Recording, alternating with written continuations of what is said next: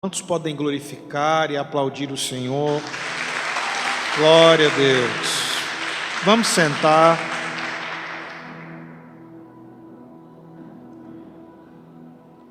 Nós estamos na série de ministrações, obrigado, filha, chamado Milagres.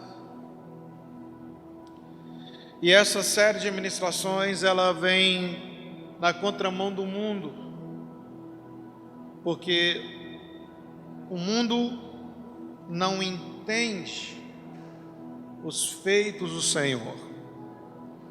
Há um milagre acontecendo na igreja de adolescentes, há um milagre que acontece na igreja de crianças, há um milagre no global, há um milagre na célula. E quando você vai explicar isso para alguém, dificilmente ele compreende.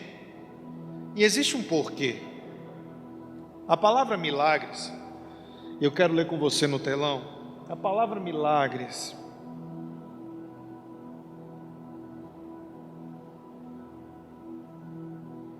milagre tem um seguinte conceito, significado. Vamos ler comigo? Bem alto, bem forte, todos juntos? 1, 2, 3 e... Qualquer indicação de participação divina humana. Mais uma vez, milagre é o quê? Qualquer participação divina na vida humana. E existe algo que ele completa, e eu achei fantástico para mim e para a sua compreensão, que ele diz assim, olha, a palavra milagre origina-se do latim mirare, que deu origem à palavra mirar, que no espanhol mira, olha, mirar no português, atingir, olhar para o alvo. Milagre, mirare, significa digno de admiração, estranho ao que não compreende, maravilhoso ao que entende. Mas milagre, por sua vez, é entendido como um feito extraordinário que vai contra as leis da natureza. Feitos extraordinários que não se explica pela lei da natureza. E a grande sacada de compreendermos se estamos vivendo ou não um milagre é se há em nós uma intervenção divina. Se o Senhor de fato interferiu em nossas vidas ou não. A grande oportunidade que nós temos de analisar dia após dia todos os nossos atos, todos os nossos feitos e dizer com todo amor e carinho, realmente se cheguei a este lugar, se estou vivendo algo grande, poderoso, é porque o Senhor foi alguém que interveio. Isso é milagres.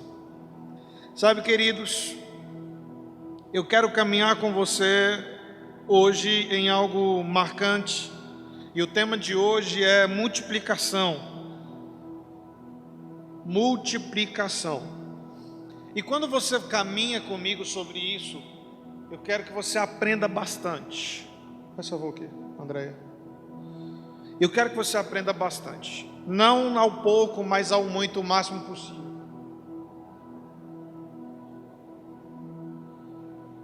Ao máximo. Todas as vezes que nós falamos sobre multiplicação, nós temos uma compreensão de que haverá uma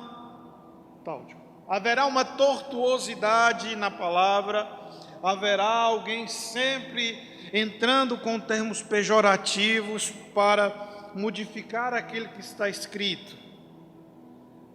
Mas se há em nós pureza no falar, se há em nós pureza no analisarmos as Sagradas Escrituras, se há em nós uma compreensão simples e clara, pura e simples, como é o Evangelho, você vai perceber que a multiplicação faz parte do cuidado de Deus. E não é errado você analisar o Senhor como um todo, E eu vou explicar isso para você. E assim que o Espírito Santo de Deus ministrou essa palavra ao meu coração, eu amo, e eu acho que toda a igreja já percebeu isso. Eu amo o príncipe dos pregadores. Eu tenho uma admiração profunda por Charles Spurgeon. Isso não é apenas por causa da minha formação teológica, porque isso já era anterior. Desde a minha adolescência eu analisava e compreendia os sermões dele e tinha um amor muito grande. Na nova versão NVT, o Salmo 23, e eu quero que você caminhe comigo com todo amor e carinho do seu coração. Ele tem um salmo que ele é grandioso demais. E eu queria que você lesse bem alto, bem forte. Ele diz assim: o Senhor é meu pastor, e nada me faltará. Ele me faz repousar em verdes pastos, e me leva para junto de riachos tranquilos. Ele renova minhas forças e me guia pelos caminhos da justiça. Assim, Ele honra o seu nome. Mesmo quando eu andar,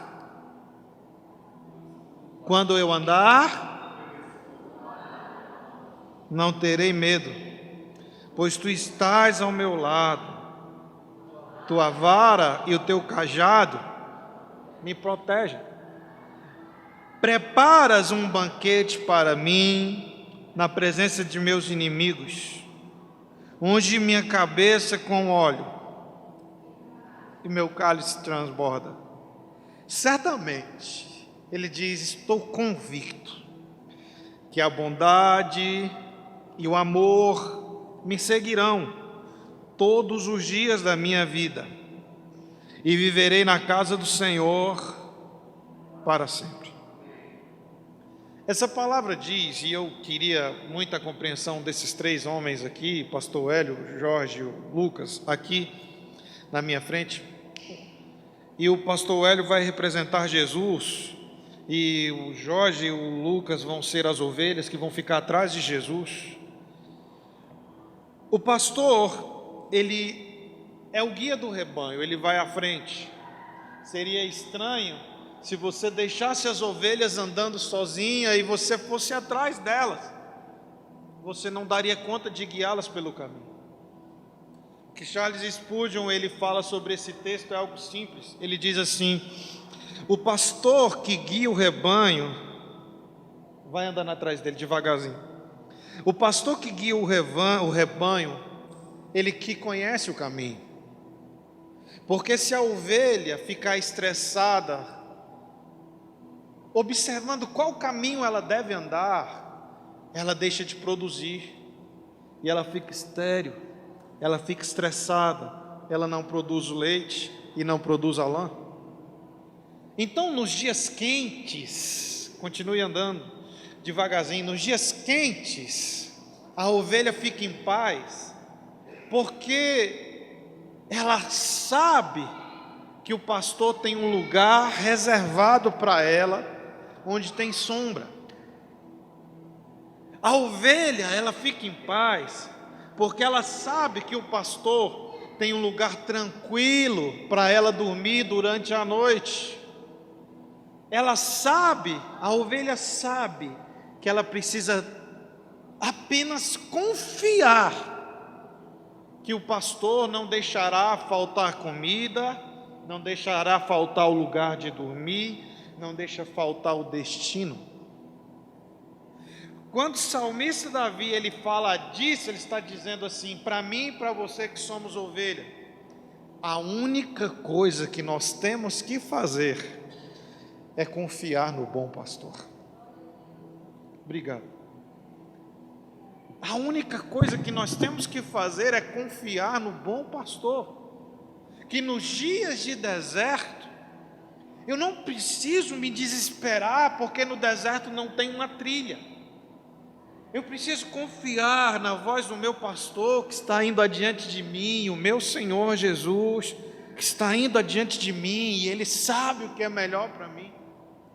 Eu não preciso me preocupar com as noites frias em que a morte me rondar por causa dos salteadores, assassinos, homens maus, mulheres perversas, porque o meu pastor, ele é alguém que sabe como guardar a minha vida. O meu bom pastor, quando vem o sol escaldante, eu olho para todos os lados e digo: onde eu vou matar a minha sede?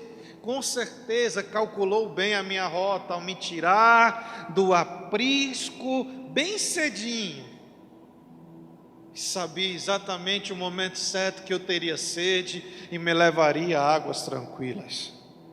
Com certeza o meu pastor calculou com todo amor e carinho, toda a bondade do seu coração, um lugar para me descansar durante a noite quando estiver muito frio.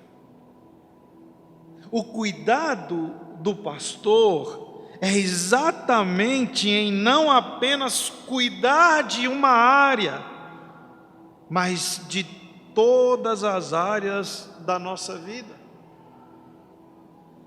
No tópico 1, quando eu e você começarmos a entender que milagres é olhar e ver a intervenção do Senhor em todo aspecto, em toda circunstância, você vai caminhar em direções diferentes. Vem cá, Lucas. Você vai caminhar em direções diferentes. A ovelha, ela não precisa se preocupar, porque ela sabe que o bom pastor está guiando ela pelo melhor caminho. Só isso. E isso é suficiente para que ela faça o quê? Que ela descanse. Aonde estão fixos os teus olhos determina aonde você irá chegar. Obrigado. Quantos podem glorificar o Senhor por isso?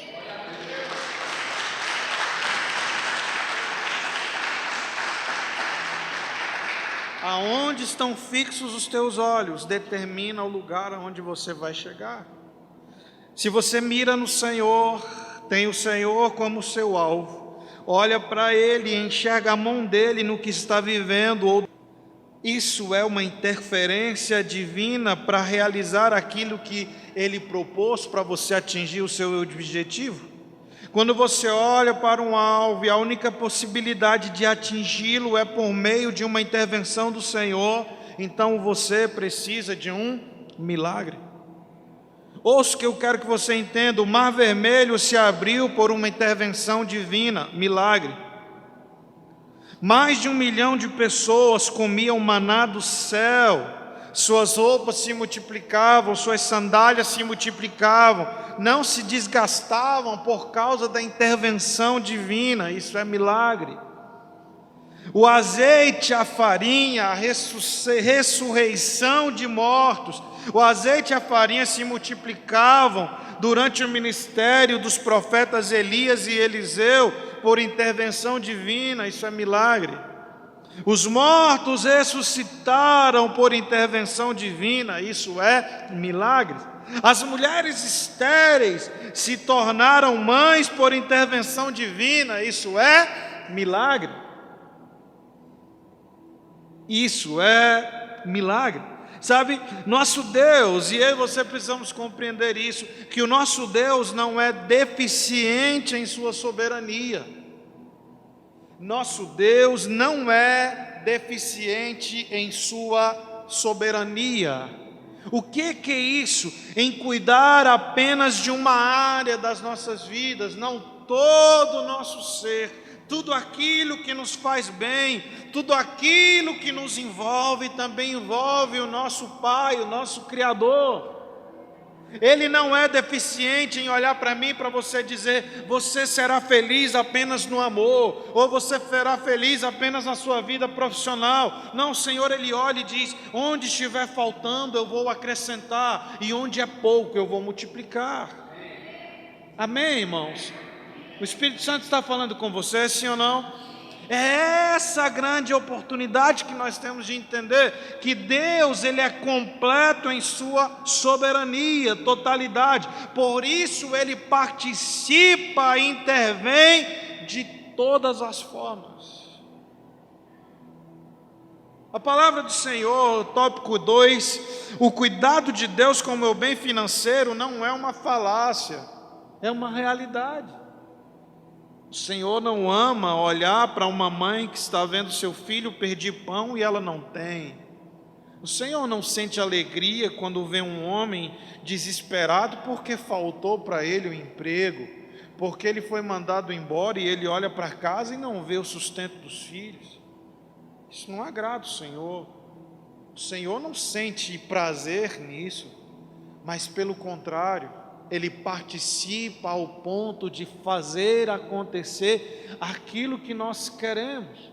Não estou dizendo de uma falsa ambição, uma inveja comparativa, quero ter porque ele tem, desejo porque eu vi ele, não. Eu estou dizendo de uma observação segundo o juízo de Deus, que é perfeito, em olhar para nós e dizer: eu sou o bom pastor e nada vai te faltar. Esse mesmo bom pastor é o mesmo que em Mateus ele diz: o pão de cada dia o Senhor nos dará com toda convicção. Sabe, irmãos, o cuidado de Deus com o seu povo é revelado em sua palavra, desde os velhos primórdios e patriarcas, até o Velho Testamento, até o Novo Testamento. E eu queria ler com você 2 exemplos em que lá na frente nós vamos ter uma compreensão mais clara. Quando Deus tira o povo do Egito, leva pelo deserto, Ele provê tendas, comidas, água limpa, roupas e sandálias. Ele provê. Deuteronômio 29, do versículo 2 ao 6. Deuteronômio 29, do versículo 2 ao 6, lá no título diz assim: quando Moisés faz uma recapitulação da aliança, quando Moisés ele vai analisar com o povo tudo o que eles viveram durante o deserto, a palavra de Deus diz que Moisés faz a seguinte análise, versículo de número 2: Moisés convocou todo o povo de Israel e lhe disse: vocês viram com os próprios olhos tudo o que o Senhor fez na terra do Egito ao faraó, a todos os seus servos e a toda a sua terra. Versículo 3, todos vocês bem alto, 1, 2, 3 e...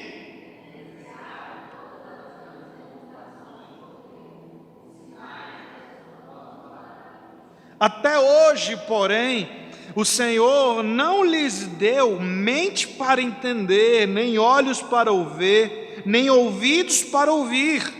Por quê? Do versículo 5, todos juntos?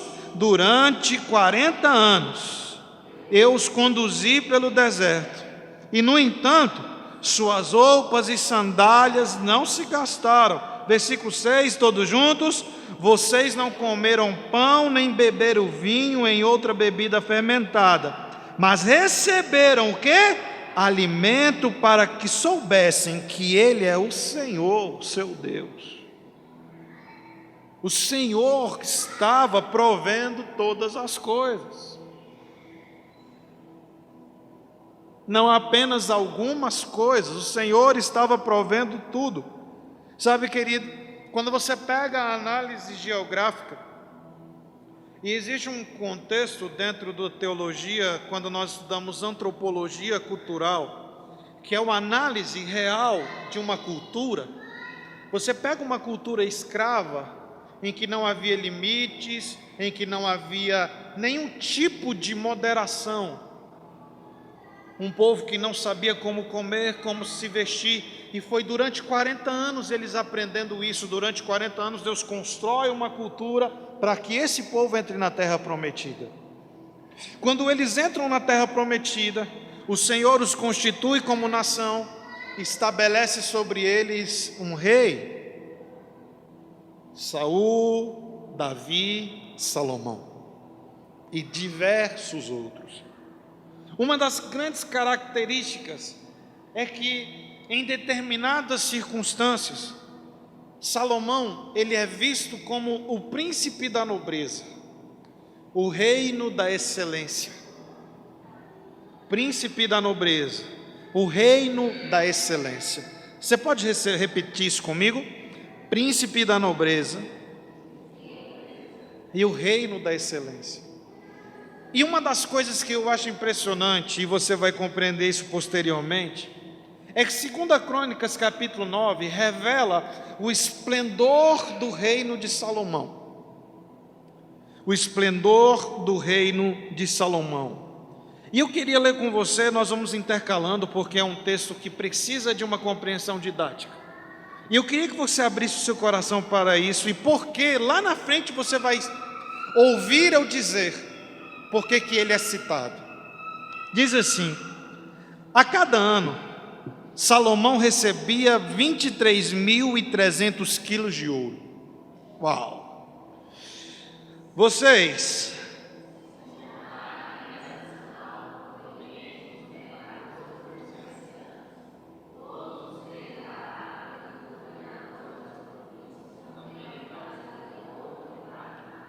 Isso nem era contabilizado. O rei Salomão fez 200 escudos grandes de ouro batido, cada um pesando 7,2 quilos. Vocês?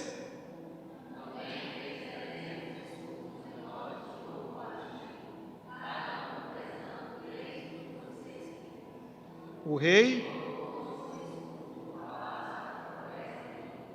Então o rei fez um grande trono de marfim revestido de ouro puro. Vocês?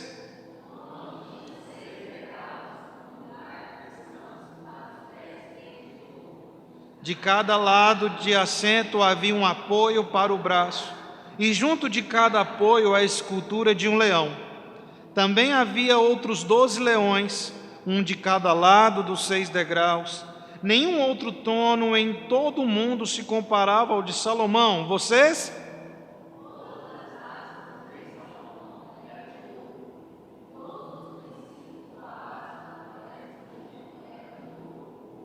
Não eram de... Pois nos dias de Salomão, a prata era considerada um metal sem valor. Uau! O rei tinha uma frota de navios mercantes que navegavam com os marinheiros enviados por Irão. Uma vez a cada 3 anos, as embarcações voltavam trazendo ouro, prata, marfim, macacos e pavões. Uau! Todos juntos? Salomão. Vamos ler mais alto isso? Salomão se tornou o mais rico e sábio de todos os reis da terra. Versículo 23, reis de todas as nações vinham consultá-lo e ouvir a sabedoria que Deus lhe tinha dado. Vocês, 24.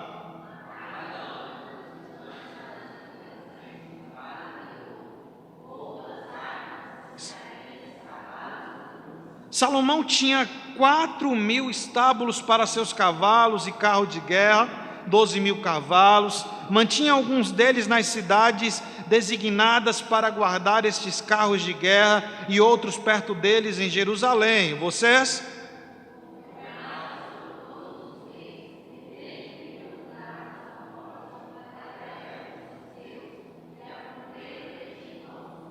O rei tornou a prata tão comum em Jerusalém como as pedras, e havia tanta madeira valiosa de cedro como as figueiras bravas que crescem nas colinas de Judá. Vocês, 28, bem alto, bem forte.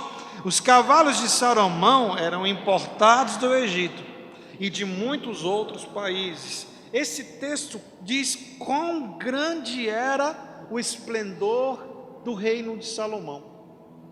Não apenas em beleza, mas em sabedoria, riqueza, poder. Ele tinha algo de Deus para apresentar. E as pessoas procuravam ele, não era por causa da riqueza que ele tinha, mas por causa da sabedoria que Deus tinha lhe dado. E você vai ver Jesus mencioná-lo.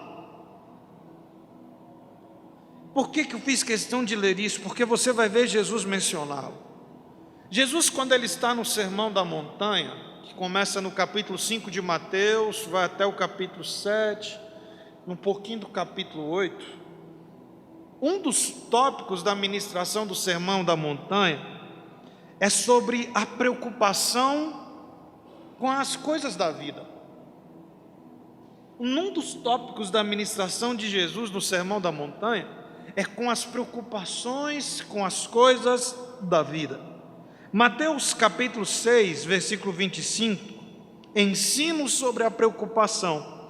Ele começa dizendo o seguinte: não se preocupem com a vida diária, se terão o suficiente para comer, beber ou vestir. A vida não é mais que comida, e o corpo não é mais que roupa. Ele está dizendo: não se preocupem, vocês valem mais do que as suas preocupações. Escuta isso. Versículo de número 26.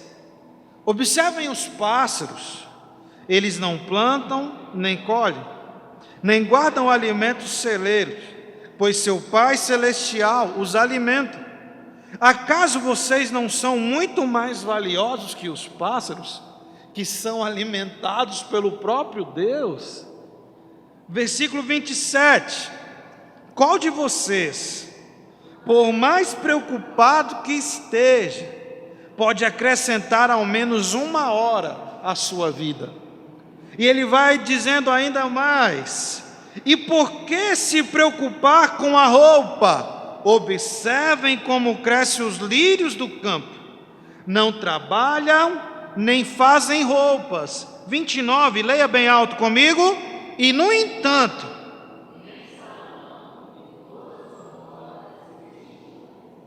cara, você lembra como era Salomão?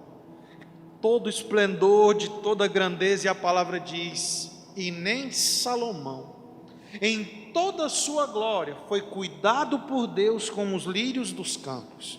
Imagine você que passa a depositar a sua confiança no Senhor.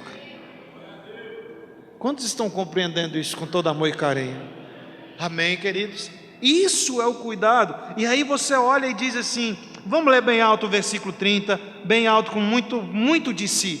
E se Deus veste com tamanha beleza as flores silvestres, que hoje estão aqui e amanhã são lançadas no fogo, não será muito mais generoso com vocês, gente de pequena fé? Portanto, não se preocupem dizendo: o que vamos comer, o que vamos beber, o que vamos vestir.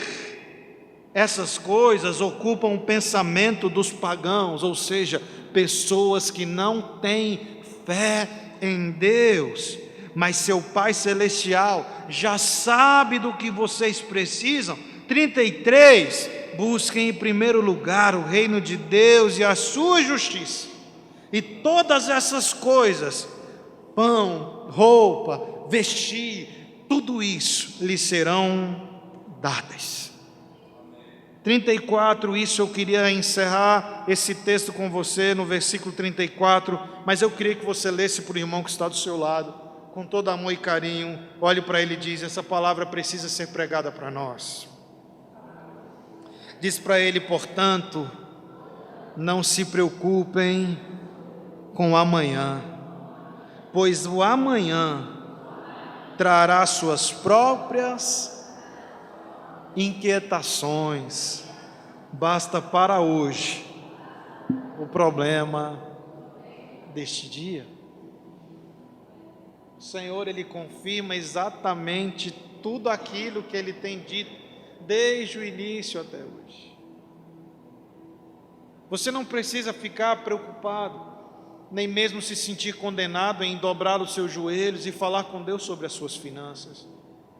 Você não precisa ficar preocupado em olhar e dizer: Deus, eu estou me sentindo errado, olha, eu não oro pedindo. Não, você está errado, você pode pedir. Porque se você sente receio de pedir alguma coisa para o seu pai, é porque você perdeu a intimidade com ele. Um filho, quando tem livre acesso ao pai, ele tem total intimidade para chegar no pai e dizer: pai, me dá. Ele tem. Mas pastor, eu já pedi tanto e nada aconteceu. Não se preocupe, no momento certo, tudo que você pediu ao Senhor, Ele te concederá, na medida e na forma do coração dEle. Mas nós precisamos compreender isso com amor e carinho diante da palavra, entender que o cuidado do Senhor para conosco não é apenas uma falácia ou uma vã filosofia, Não, ela é real, provável, visível e palpável. Ela de fato faz parte das nossas vidas, assim como fez dos patriarcas, fez da vida dos apóstolos, também faz parte da nossa vida. Eu não sei a razão da sua preocupação, mas acredite, o Senhor já olhou para aquilo que te preocupa e Ele está cuidando de tudo e dizendo: não fique apavorado, sou eu o Senhor de todas as coisas. Ele olha para aquilo que inquieta o seu coração, para aquilo que perturba a sua mente, seja ela uma enfermidade, seja ela uma dor, seja ela uma preocupação com o seu ventre, com o seu filho, com a sua filha, com a sua gestação, com o seu irmão, com a sua irmã, com alguém que você tanto ama, seja ela qual for, essas preocupações precisam ser colocadas em Cristo e dizer: o Senhor é o meu bom pastor e em nada eu terei falta. O Senhor trará alegria aos dias maus, e quando vierem as noites escuras em que eu perceber que o inimigo irá me rondar, eu estarei seguro debaixo das tuas asas, porque em ti é o melhor lugar para se estar. Amém, queridos? Isso é estar em total confiança no Senhor. Saber que o Senhor participa da minha e da sua vida não é de uma forma involuntária, não, Ele deseja estar, Ele faz planos de estar. E isso é a grande oportunidade que eu e você temos de viver diante de Deus uma experiência única. Desde o Velho Testamento até o Novo Testamento, Deus cuidou dos recursos não apenas necessários para o seu povo, para a sobrevivência do seu povo, mas Deus trouxe recursos ao teu povo para que eles tivessem também uma vida de qualidade. O próprio Jesus disse: eu vim para que tenham uma vida e uma vida abundante. A palavra abundante, ela está além do que é suficiente, é intenso, é extravagante, é maravilhoso.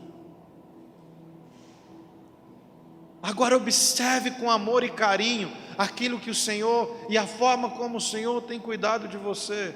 Por mais que as suas preocupações, por mais que você olhe para os seus sonhos e os vê distantes, o Senhor olha para eles e diz: os meus planos são maiores ainda, não se preocupe.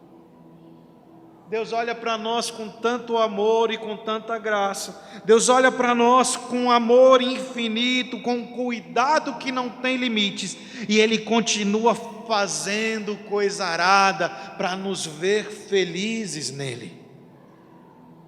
Então, em todo tempo, você vai viver uma experiência com Jesus.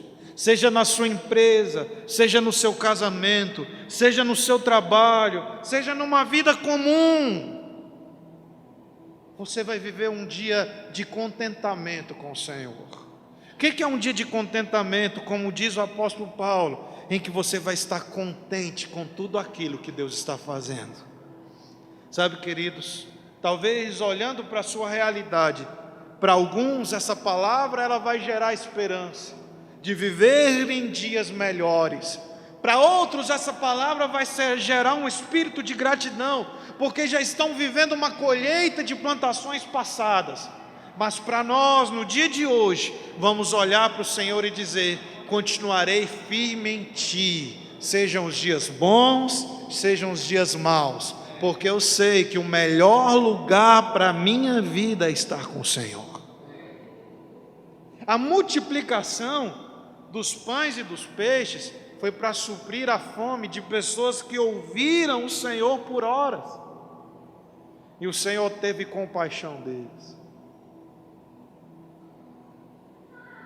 Talvez o mundo plantou na sua mente que você não vai crescer porque você tem uma ficha suja, porque você é pobre, porque você não tem recurso. Talvez o mundo colocou uma divisão entre você e aqueles que atingem o resultado. Mas deixa eu te dizer algo: se o mundo usa regras injustas, Deus veio para trazer justiça e igualar aqueles que não têm com aqueles que têm. O Senhor não olha com distinção de pessoas.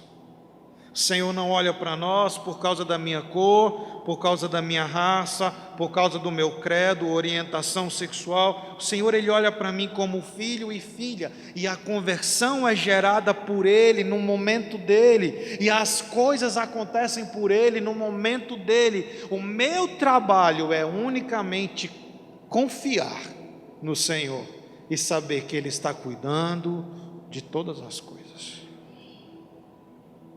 Olha para quem está do seu lado e diz: você já viu o Senhor fazer milagres na sua vida? Você já viu Deus fazer milagres na sua vida? Pergunta para ele com mais intensidade. Falou: você já viu Deus fazer milagres? Fale para ele um milagre que você viu Deus fazer na sua vida. Fale para ele, fale assim: eu vi Deus fazer um milagre na minha vida. Conte para ele um milagre que você viu Deus fazer. Conte, abre a sua boca, converse com seu irmão, diga: eu vi Deus fazer um milagre. Pode falar para ele: eu vi Deus fazer um milagre. Eu vi Deus fazer diversas vezes milagres. Um dos maiores milagres são os meus 2 filhos, a minha filha Agnes, de 13 anos, meu filho Magson, filho de 1 ano e 9 meses. A minha esposa tinha um câncer no útero, foi retirado o câncer do útero, e o médico disse que nós não poderíamos mais ter filhos. De repente nasce a nova onda, a gente nem imaginava, ela estava grávida. E eu trabalhando com os irmãos, eu estou vendo ela deitar ali no canto, e ela pegava um tapete, colocava lá na parede, ela deitava. Eu falei assim: neném, você não está legal, você está dormindo muito. E ela é pauleira. Eu falei: o que está acontecendo? Ela falou: não sei, vocês continuem aí que eu vou dormir. Eu falei: gente, você está grávida. Meu Deus do céu, você está grávida.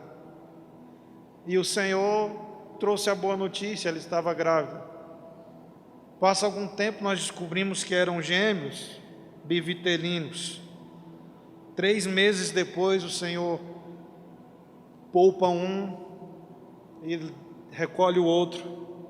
E aí, desse dia em diante, nós temos que ter um cuidado gigantesco, porque ela nem sair do sofá ela podia, de preocupação e de dor. Se tornou algo tão bom e tão suave, tão alegre, que hoje nós olhamos e dizemos: Deus, os dias de dores foram muito difíceis, mas os dias de alegria têm trazido muito consolo ao nosso coração. Olha para quem está perto de você e diz: eu sei que tudo pode parecer ruim, mas o Senhor é bom, e Ele vai nos levar a lugares tão altos que nós nem imaginamos chegar, porque Ele é multiplicador do pouco e provedor do nada. Quantos podem glorificar e celebrar Jesus por isso? Fique de pé, eu quero orar com você.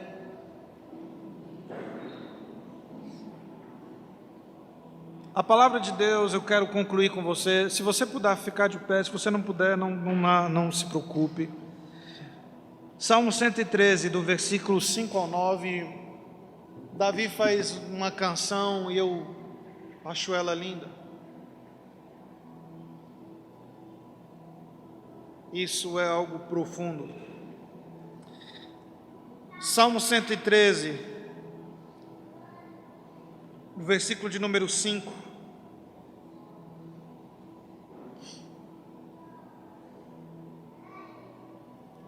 Quem encontrou? O telão abriu? Vamos ler juntos, irmãos? Vamos ler bem alto. Diz assim a palavra do Senhor: quem se compara ao nosso Deus? Quem se compara ao Senhor nosso Deus, entronizado nas alturas? Ele se inclina. Olha isso, ele se inclina para ver o que acontece nos céus e na terra. Levanta do pó o necessitado e ergue do lixo o pobre. Talvez eu esteja falando para quem um dia foi mendigo. Talvez hoje eu esteja falando para quem um dia precisou da ajuda do outro para comer. Talvez hoje eu estou falando para pessoas que um dia precisou de cestas básicas para sobreviver. Talvez hoje eu estou falando para pessoas que um dia teve tão pouco, mas tão pouco, que teve que se humilhar para ter alguma coisa em casa.